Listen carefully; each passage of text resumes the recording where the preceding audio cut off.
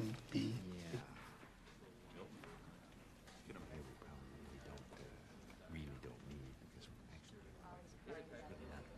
Working out. Took a stapler off my desk.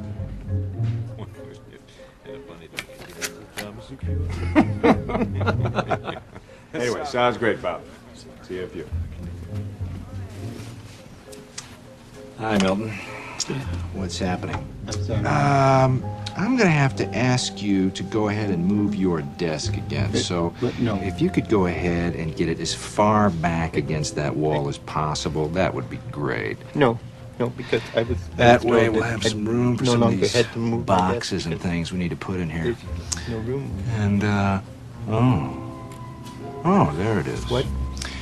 Here, let me just go ahead and get that from you. Great. So, if you could just get to that as soon as possible, that would be terrific, okay? Thanks a bunch, Milton. But Bye. well, okay, but I could set the building on fire.